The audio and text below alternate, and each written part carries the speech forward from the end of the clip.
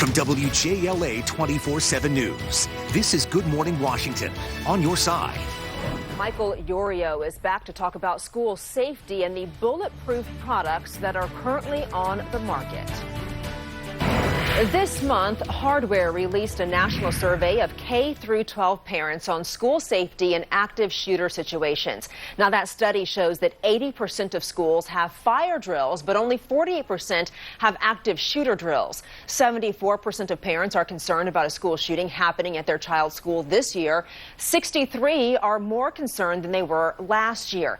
And 95% of parents would support the purchase of bulletproof classroom equipment as a precaution, and nearly 1 in 5 parents have already purchased some sort of bulletproof gear for their children.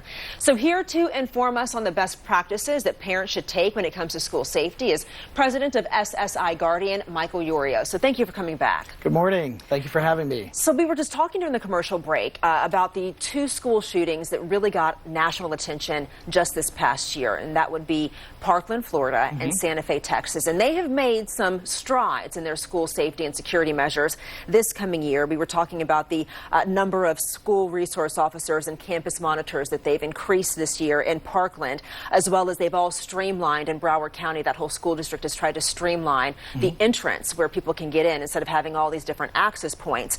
Santa Fe, they have metal detectors, more armed officers, panic buttons in classrooms. And you said that schools are trying to go in the right direction, but just not getting there fully. Absolutely. So without question, every school, every parent, every citizen of the United States wants our children to be safe at school. Absolutely. Without question. Everyone has the best intentions.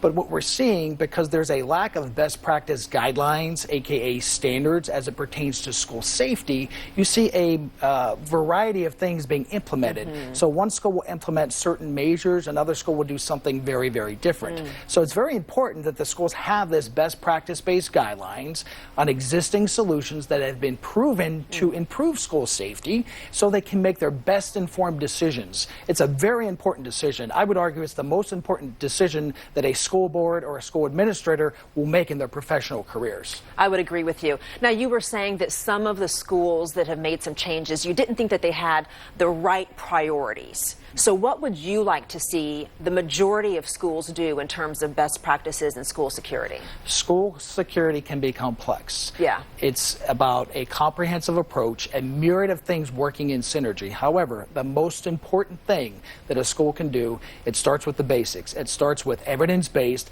advanced training. Okay. And training that has PhD authored curriculum, that is true professional development training, that focuses not only on the response, absolutely we have to know how to respond, but on the preparation, on the prevention, the mental health component that's involved. So that's where schools really need to start. From there are some simple things schools can do. We call it the 21st Century Safe Classroom. It's essentially 3+1 products that make a classroom significantly more safe. It's an effective classroom lockdown device where you push a button, a lockdown shade. If we reference Parkland as you did earlier, that school had no classroom door locks that locked from the inside. And in one particular classroom, the shooter actually shot through the view panel, that piece of glass, into the room and took innocent life without ever stepping in. So that's an important part. And thirdly, the Stop the Bleed emergency care kit. During a lockdown, lockdowns will take sometimes hours before law enforcement can clear that school. So emergency services are suspended. So if somebody has incurred life-threatening bleeding, which bleeding is the #1 cause of preventable death, the first responders can't get there. And the fourth one, which is a big one, we talk about ballistic products, hardening that classroom door, turning that classroom into a temporary safe room. And there are products out there now that are made specifically for that application. A traditional ballistic door is cost prohibitive. You have to change hardware frames because of the weight. But there are new products out there now that are made specifically for that. So they're very cost effective. And that's what schools really should be looking at. Last question for you before we let you go. Anything parents can do? How do you feel about these bulletproof backpacks and bulletproof binders? Parents obviously can play a role. What I suggest to parents to do all the time, talk those, first off, get educated on best practices and discuss those best practices with your school. Ballistic backpacks, they are unproven, I would say, at this point. Do they help? They could help, absolutely. It's maybe better than nothing. But keep in mind, a lot of these things are heavy for a small child. True. So adding 3 to 5 pounds, and in some cases 10 pounds, to a child's backpack could have other impact. We're also at that point asking the children to take action rather than the school and the parents. Yeah. Always great to have you here. Thank you for your Adrianna. insight and expertise. Pleasure. Appreciate it. Thank you.